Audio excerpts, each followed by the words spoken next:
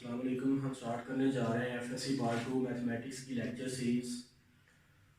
तो सबसे पहले हमारे पास जो यूनिट है वो है यूनिट नंबर 7 वेक्टर्स। हमने वेक्टर्स के बारे में पढ़ना है, वेक्टर क्या होते हैं, इसकी हम डेफिनेशन देखते हैं। उसके बाद वेक्टर्स के ऑपरेशन देखेंगे, इसकी डिफरेंट प्रॉपर्टीज़ देखेंगे एंड मैनी मोर। तो आज का लेक्चर हम स्टार्ट करते हैं। सबसे पहले हमारे पास जो डेफिनेशन है वो है स्केलर क्वांटिटी। स्केलर क्वांटिटी क्या होती है? हम कहते हैं a physical quantity having only magnitude, यानी कि कोई फिजिकल क्वांटिटी है उसकी सिर्फ मैग्नीट्यूड हो। तो सबसे पहले हम देखते हैं फिजिकल क्वांटिटी होती क्या। फिजिकल क्वांटिटी को कुछ हम यूं डिफाइन करते हैं मेजरेबल क्वांटिटी, यानी काबिल पैमाइश क्वांटिटी। तो ऐसी काबिल पैमाइश क्वांटिटी जिसके लिए हमें जस्ट मैग्नीट्यूड की जरूरत पड़ती है उसे हम कहते हैं, ये हमारे पास क्या है, स्केलर क्वांटिटी है। इसको हम एग्जाम्पल से देखते हैं। तो एग्जाम्पल्स में हमारे पास डिस्टेंस है, टाइम है, लेंथ है। तो हम कहते हैं डिस्टेंस क्या होता है। फॉर एग्जांपल हम कोई दो पॉइंट ले लेते हैं, ये पॉइंट ए है और ये वाला पॉइंट बी है। तो इनके दरमियान डिस्टेंस ये भी हो सकता है, ये भी हो सकता है और ये भी हो सकता है।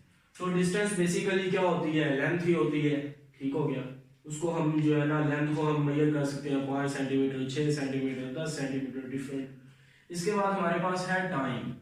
हम कहते हैं जो टाइम है वो भी बेसिकली एक स्केलर क्वांटिटी है। जस्ट हमें मैग्नीट्यूड की जरूरत पड़ती है। जैसे हम कहते हैं 10 बज गए हैं, 7 बज गए हैं, 5 बज गए हैं, तो हमें जस्ट मैग्नीट्यूड कोई अदद की जरूरत ही पड़ती है।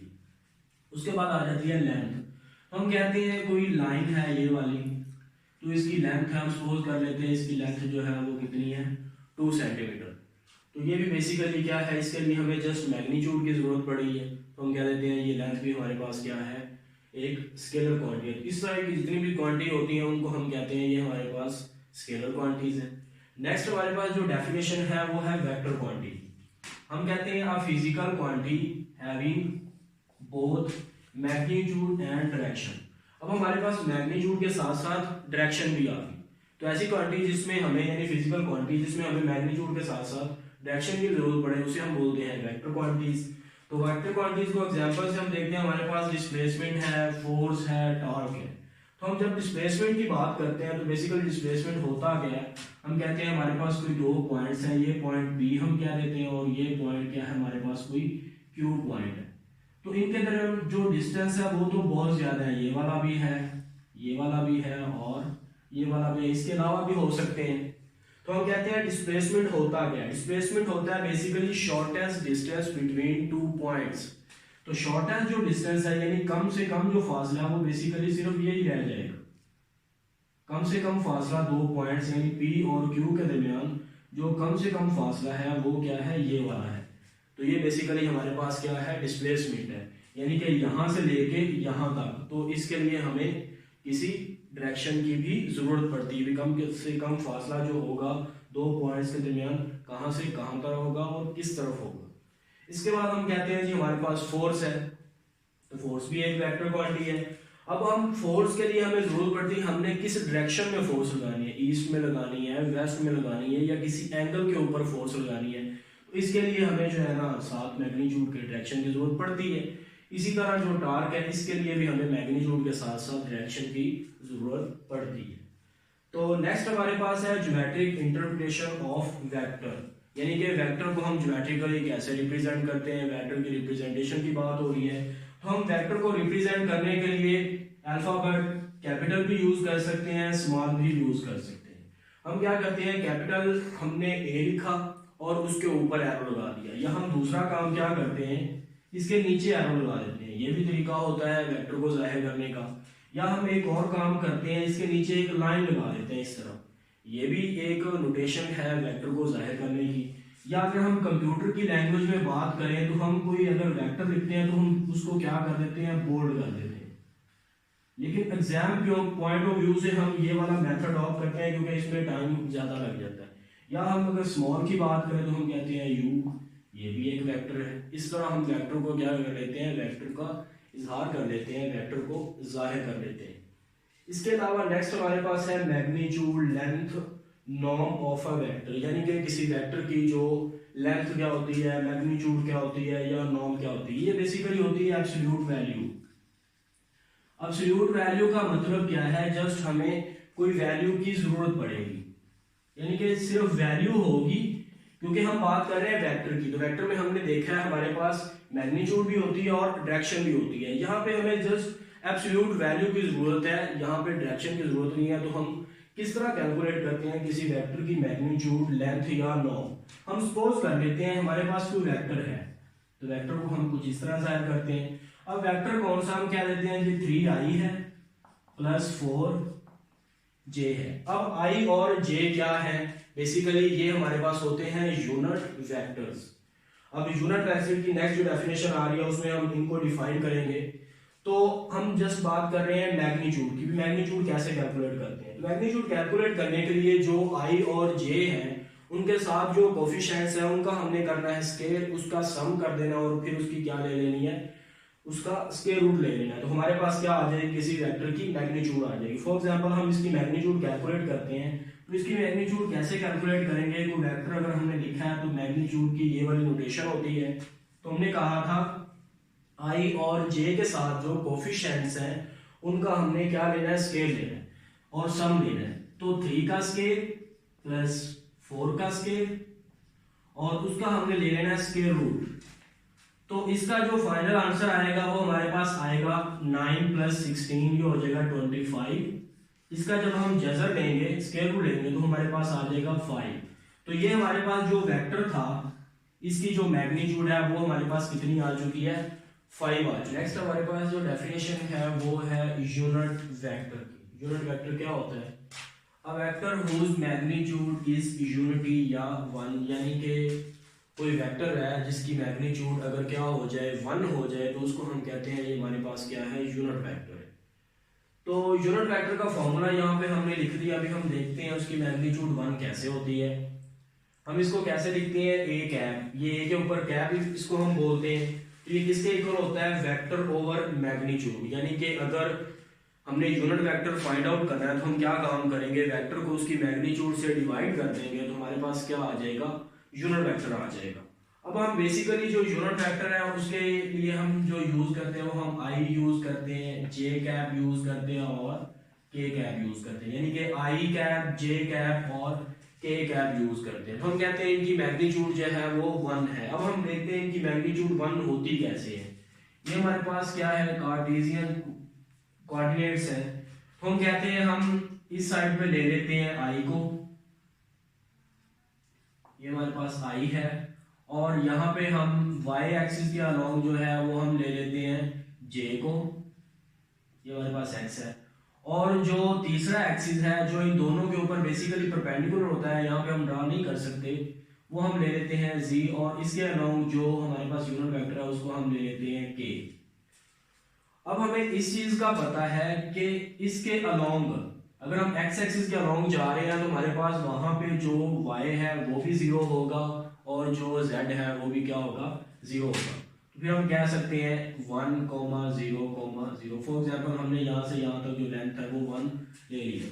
तो अब हम इसकी मैग्नीट्यूड अगर देखें तो हम कह सकते हैं इसकी मैग्नीट्यूड 1 होगी। कैसे 1 होगी, तो हम इसकी मैग्नीट्यूड अगर कैलकुलेट करेंगे तो मैग्नीट्यूड वाले फॉर्मूले से 1 का स्क्वायर प्लस 0 का स्क्वायर प्लस 0 का स्क्वायर, तो ये हमारे पास क्या आ जाएगी, 1 के इक्वल आ जाएगी। यानी कि जो यूनिट वेक्टर होता है उसकी मैग्नीट्यूड इसी तरह इसके इक्वल होती है, 1 के इक्वल होती है। इसी तरह हम j की भी कैलकुलेट कर सकते हैं और k की भी। तो j के लिए हम देखेंगे तो यहाँ पे x 0 होगा, y 1 है और जो z है यानी कि वो भी क्या होगा, 0 होगा। सिमिलरली अगर हम k की बात करें तो वो क्या होगा, x यहाँ पे 0 है, y भी यहाँ पे 0 है और यहाँ पे जो z है उसकी वैल्यू हमने क्या ले ली है, z एक्सिस के ऊपर 1 ले लिया है। तो हम इसी तरह जिस तरह i की निकाली है, यानी कि i यूनिट वेक्टर की मैग्नीट्यूड निकाली है, इस तरह j की भी निकाल सकते हैं और सिमिलरली हम k की भी फाइंड आउट कर सकते हैं। नेक्स्ट हमारे पास है multiplication of a vector by a scalar, यानी कि हमने किसी वेक्टर को किसी स्केलर नंबर से क्या करना है, मल्टीप्लाई करना है। तो अब यहाँ पे जो स्केलर नंबर है वो हम सपोज करते हैं, यहाँ पे हम रियल नंबर ले लेते हैं कोई, उसको हम किसी वेक्टर के साथ मल्टीप्लाई करवा देते हैं। ठीक हो गया। फॉर एग्जाम्पल हम क्या लेते हैं, k कोई स्केलर नंबर है और a हमारे पास कोई वेक्टर है, तो हम इसको मल्टीप्लाई जब करवाएंगे तो ये क्या हो जाएगा, ये जो है ये k टाइम्स हो जाएगा। जो a वेक्टर है वो क्या हो जाएगा, k टाइम्स होगा, इसके साथ मल्टीप्लाई हो गया। ये सिंपल जैसे मल्टीप्लिकेशन होती है। अब इसमें हमारे पास दो पॉइंट्स हैं। पॉइंट नंबर 1 है इफ k इज पॉजिटिव, अगर हम जो स्केलर नंबर है, क्योंकि हमने यहाँ पे रियल नंबर की बात की है तो इसमें पॉजिटिव और नेगेटिव दोनों आ जाएंगे, तो हमने यहाँ पे केस ले लिया, अगर हमारे पास क्या हो, जो हमने k ले रहे हैं, हम कोई स्केलर ले रहे हैं, वो अगर हो जाए हमारे पास पॉजिटिव, तो फिर क्या होगा, then vector v and kv, यानी का v जो वेक्टर है और kv यानी के वेक्टर v के साथ जो k हमने स्केलर मल्टीप्लाई किया है वो are in the same direction, ये सेम डायरेक्शन में होंगे। हम देखते हैं कैसे सेम डायरेक्शन में होंगे। हम कहते हैं जी हमारे पास ये कोई v वेक्टर है, ये वाला जो वेक्टर है वो क्या है, v है, तो हमने इसको मल्टीप्लाई करना है k के साथ, ठीक है। k कोई स्केलर है, वो 1 2 3 4 5 6 कुछ भी हो सकता है, तो हम क्या कहते हैं, जब इसको हम k से मल्टीप्लाई करेंगे तो ये क्या हो जाएगा, इसकी मैग्नीट्यूड बढ़ जाएगी, लेकिन इसकी डायरेक्शन वही रहेगी जो कि पहले वाली डायरेक्शन थी। सिमिलरली अगर हम देखते हैं कि k हमारे पास क्या हो जाए, कोई नेगेटिव आ जाए, तो तब हम क्या करेंगे, जो v है और जो प्रोडक्ट है, यानी कि v के साथ जो हम k स्केलर मल्टीप्लाई कर रहे हैं, are in the opposite direction, ये ऑपोजिट डायरेक्शन में होंगे। अब हमने देखना है ये ऑपोजिट डायरेक्शन में कैसे होंगे। हम कहते हैं यहाँ पे हमने कह दिया जो k है वो नेगेटिव है, लेकिन वेक्टर वही है, ये वेक्टर v है हमारे पास। जब हम इसको मल्टीप्लाई करेंगे k के साथ, तो वेक्टर जो है जब उसको किसी नेगेटिव नंबर के साथ मल्टीप्लाई करते हैं तो उसकी डायरेक्शन क्या हो जाती है, चेंज हो जाती है। ये v है, तो जब हम इसको नेगेटिव के साथ मल्टीप्लाई करेंगे तो ये इसकी डायरेक्शन क्या हो जाएगी, चेंज हो जाएगी। सिमिलरली ये अगर जो हमारे पास वेक्टर तो v है, लेकिन जब हम इसको किसी नेगेटिव के साथ मल्टीप्लाई करेंगे, यानी कि यहाँ पे हम k लिख देते हैं, तो अब इसका मतलब क्या है, हमने इसको नेगेटिव के साथ मल्टीप्लाई किया है। अब k हमारे पास जनरल है 1 2 3 4, जो भी हम लेना चाहे वो हम ले सकते हैं। तो इस तरह हम कहते हैं जब हमारे पास k नेगेटिव होगा, जो v और kv है वो क्या हो जाते हैं, ऑपोजिट डायरेक्शन हो जाती है उनकी। ये हमारे पास v था, जब हमने उसको k नेगेटिव के साथ मल्टीप्लाई किया तो डायरेक्शन क्या होगी, ऑपोजिट होगी। लेकिन यहाँ पे हमारे पास जो v है वो एक वेक्टर है, लेकिन यहाँ पे हम जो k ले रहे हैं, तो जो स्केलर ले रहे हैं, k से मुराद स्केलर है, और यहाँ पे हम स्केलर को रियल नंबर ले लेते होते हैं 1 2 3, यानी कि माइनस में भी ले लेते हैं, प्लस में भी। और सिमिलरली जब हम इसको k पॉजिटिव होगा, तो जब v के साथ मल्टीप्लाई होगा तो उसकी डायरेक्शन जो है वो क्या रहेगी, सेम ही रहेगी। यहाँ पे हमारे पास जो v और kv की डायरेक्शन एक जैसी है, यानी कि सेम डायरेक्शन है, और यहाँ पे हमारे पास v और जो kv है, क्योंकि k जब हमारे पास नेगेटिव था तो उसकी डायरेक्शन हमारे पास क्या हो जाएगी, ऑपोजिट हो जाएगी। नेक्स्ट हमारे पास डेफिनेशन है इक्वल वेक्टर्स। भी वेक्टर इक्वल कब होते हैं, हम कहते हैं two vectors a and b, दो वेक्टर हमारे पास a और b हैं, are set to be equal, वो इक्वल होंगे कब, if they have same magnitude and direction.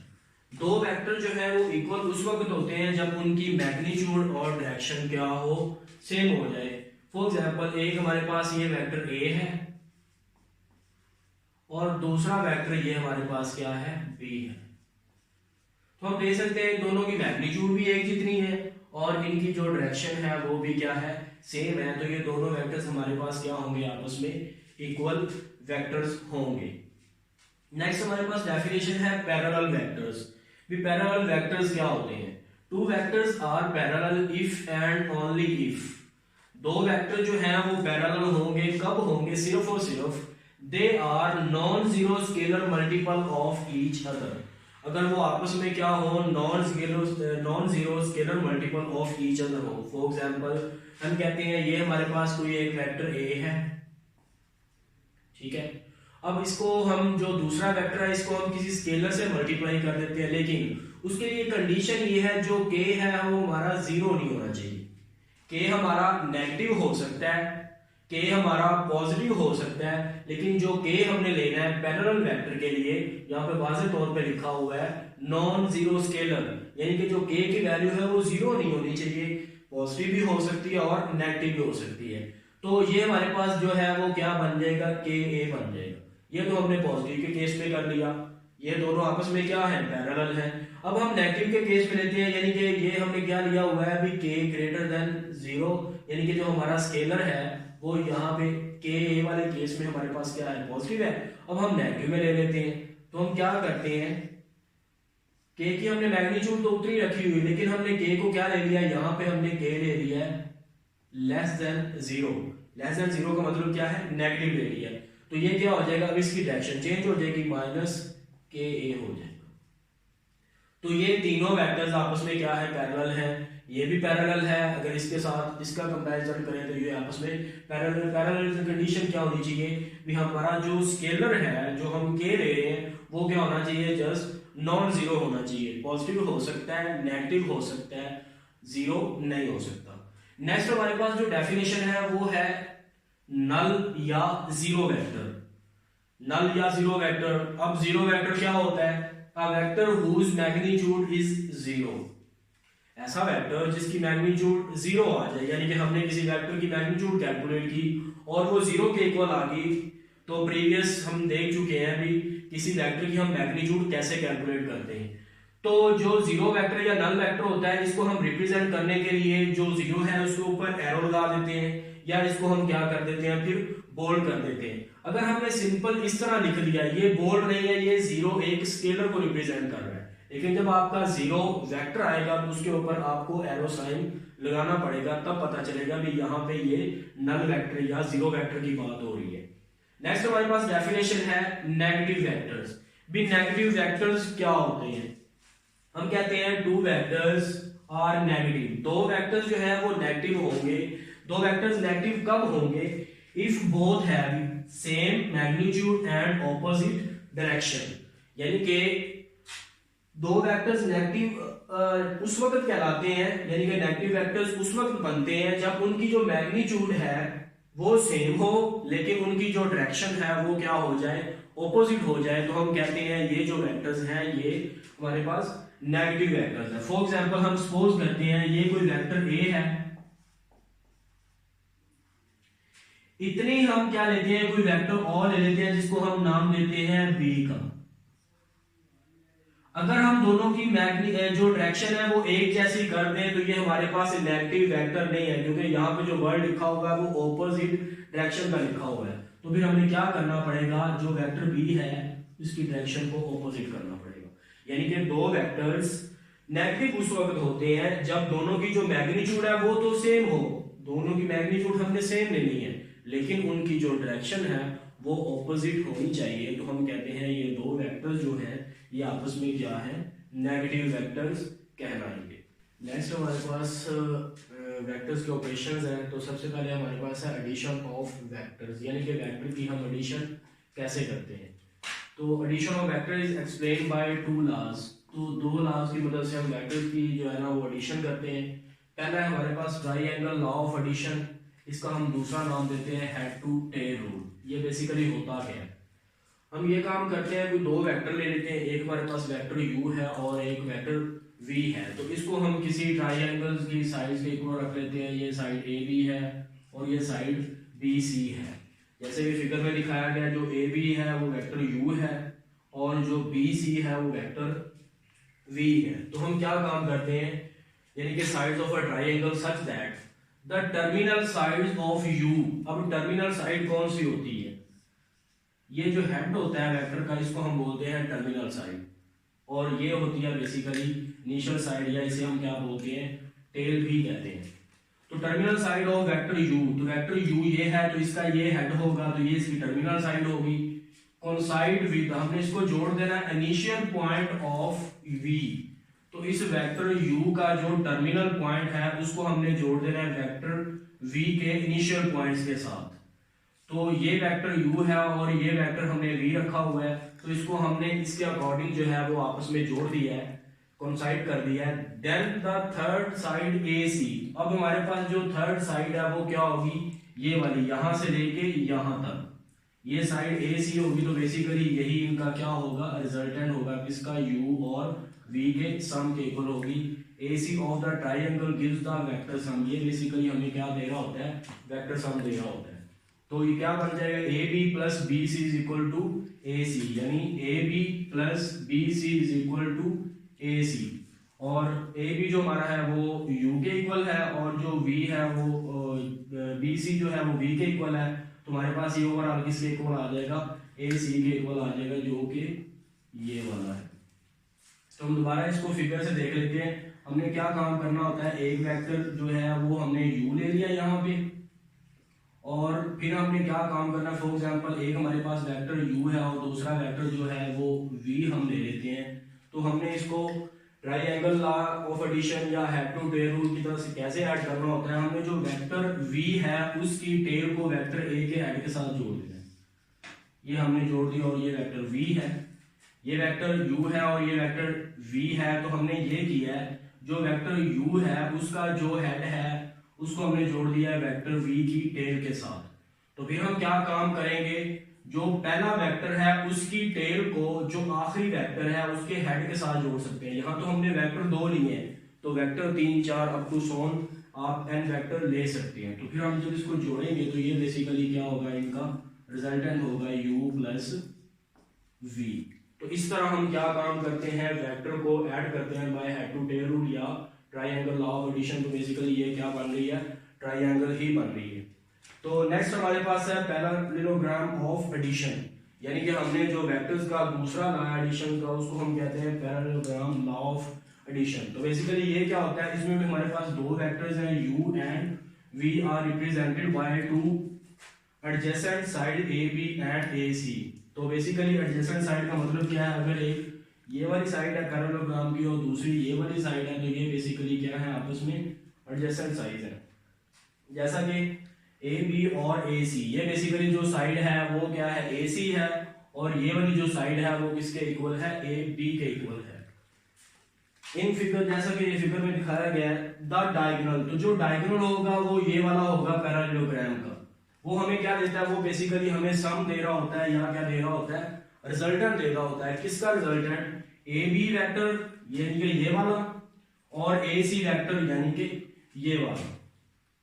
तो हमने क्या काम किया, वो जो ए बी है इसको हम रिप्रेजेंट कर लेते हैं जी यू के साथ, वेक्टर के साथ, और जो ए सी है इसको अपनी आसानी के लिए हम रिप्रेजेंट कर लेते हैं वी के साथ। तो इनका जो बेसिकली सम बनेगा यानी कि ये जो डायगोनल बनेगा वो किसके इक्वल होगा, A D is equal to A B plus A C vector, यानी कि ए बी वेक्टर और ए सी को वेक्टर को जब हम ऐड करेंगे तो जो डायगोनल होगा वो इक्वल हो जाएगा किसके, u प्लस v के। जैसे हमने यहाँ पे देखा, यहाँ पे चूंकि क्या था, ट्राइंगल लॉ ऑफ एडिशन था, यानी कि triangle head to tail rule एक लॉ था, और दूसरा लॉ हमारे पास क्या होता है, पैरेललोग्राम ऑफ एडिशन होता है। तो इस तरह हम जो है ना दो लॉज की मदद से क्या कर सकते हैं, वेक्टर्स को ऐड कर सकते हैं। ये वेक्टर को ऐड करने का तरीका है, क्योंकि हम वेक्टर्स को आम नंबर की तरह ऐड नहीं कर सकते। जैसे 2 + 3 = 5 है, तो वेक्टर को हम जो है ना इस मेथड के साथ ऐड नहीं कर सकते। तो मेथड जो होता है वेक्टर्स को ऐड करने का, उसके लिए हमने दो लॉ स्पेसिफाई किए हुए हैं। एक हमारे पास क्या है, ट्रायंगल लॉ ऑफ एडिशन, और दूसरे पास है पैरेललोग्राम लॉ ऑफ एडिशन।